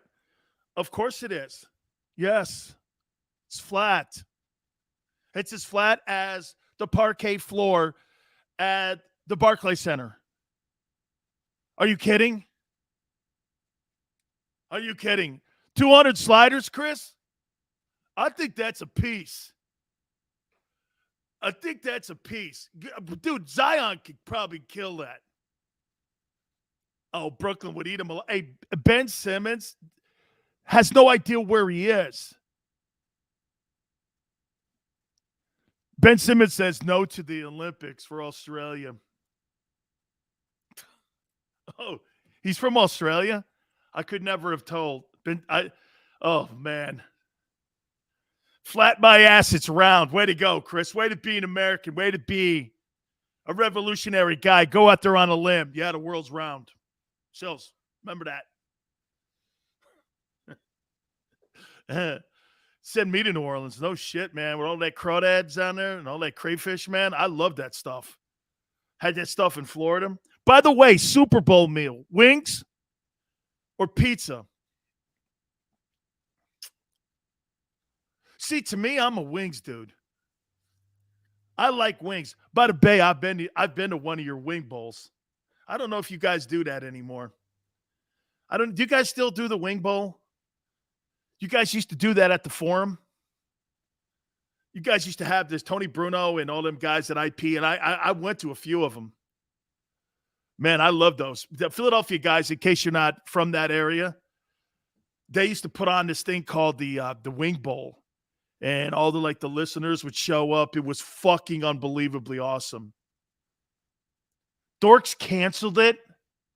Oh my God. Xander said they canceled it. No wonder IP's trying to cancel me. Well, yeah, going on with Sileo. And by the way, you see them using our topics all the time. It's okay, guys. Hey, it's flattering. Xander's like, I know, I see it. Go on their website. They take my topics and they throw it out on their website. So they're clearly up our tailbones. Yeah, going on with Sileo. Please do our forums and our platforms. Even though Big Joe invests a lot of dough with them, now they're trying to shit on me. And I'm going like, so you can't come on anymore ever? And he's like, no, they want me only to do their platforms and their stream shows. Okay, well, I know Mike D. I'll ask him how that works. Okay. And yet all them shows ask me to go on. So this is what I'm going to do. I'm going to pull a Pat McAfee. Oh, okay. So, for the draft show that you want me to go on in New York on WFAN, you want me to go on your show or one of your shows in New York an afternoon for the draft, but you won't put your guys on my show. Okay. Or the ones in Los Angeles at KLAC. You want me to do a draft show for you, but you won't come on my show. Sydney says, still out of control. They are old, Dusty. Hey, it's all good, man. Wow. Xander wasn't too happy. He wasn't. Okay. There is something about this kid, Joe Burrow. And I'm going to tell you guys this. I know all of you are going like this. Sills, you like Jalen, right? I do. I like Jalen. But the playoffs, free agency the last 2 years, Joe Burrow, Matthew Stafford, shows me you got to have the dude. Okay? You got to have the guy. How about this? You think Kirk Cousins? You think Jalen Hurts is better than Kirk Cousins? You think he's better than Kirk Cousins? Don't say yes, too, please. He's not. He's not better than Kirk Cousins. So when you start comparing him to Josh Allen and Joe Burrow, dude, you need to move down the food chain a little bit here. M. Reyes says, you think Jalen Hurts is better than, even though Kirk Cousins finished in the top 5 in passing yards and completion percentage. Really? What is that? Where do you see that? That is absolutely not true. That's your perception of how you see. He's not. Look at, hey, somebody post Cousins' numbers for me. Real quick, somebody post Kirk Cousins' numbers for me on what he did this year. And let's see if you truly think that Jalen Hurts is a better quarterback than Kirk Cousins. I'm going to show you something where you are in the food chain. He ain't better than that guy. And the consistency that Cousins has put up when it comes to 4,000 to 5,000 passing yard years and over 63% completion percentage. He ain't in that guy's room. And we look at Kirk Cousins and go like this, right? I don't know. You know, that's somebody I want to have my franchise as a centerpiece to. Is that a guy that I want to go like this? So wait a minute. Kirk Cousins was 42-21 and 33 touchdowns. You think Jalen's better than that?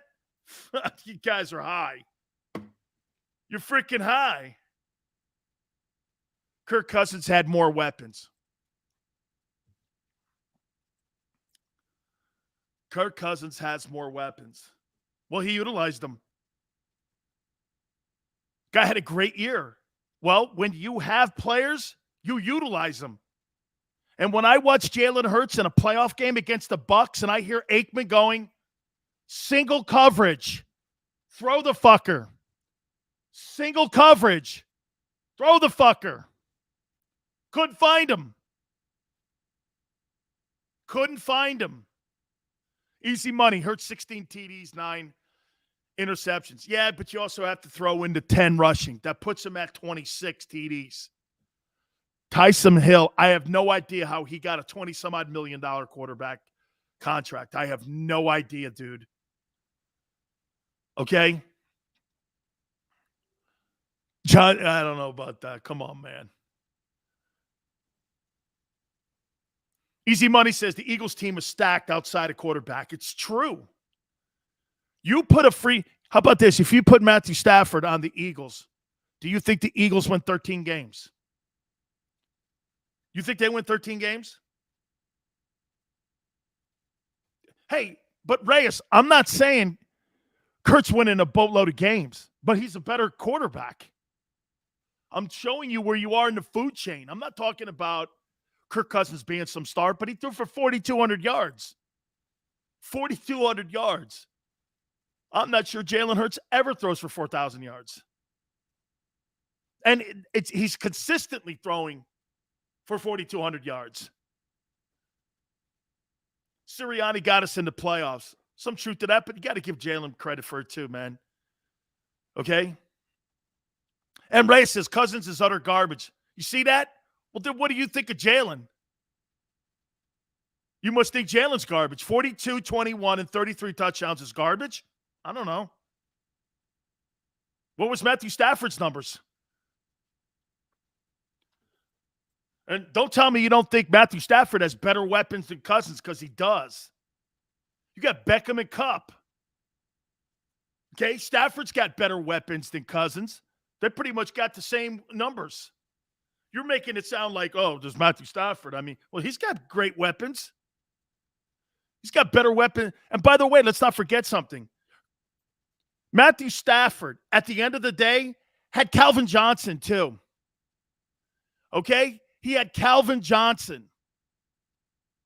Calvin Johnson and Cooper Kupp as his wide receivers, and now Odell Beckham. Okay? So it wasn't like he had he had a lot of scenarios where, guess what, he was throwing the bums. All right, guys, I want to appreciate it, man, and throw the love out to you guys. You guys were spectacular. Please hit the like button. Catch you tomorrow. Going 4 to 6. Keep it here on the National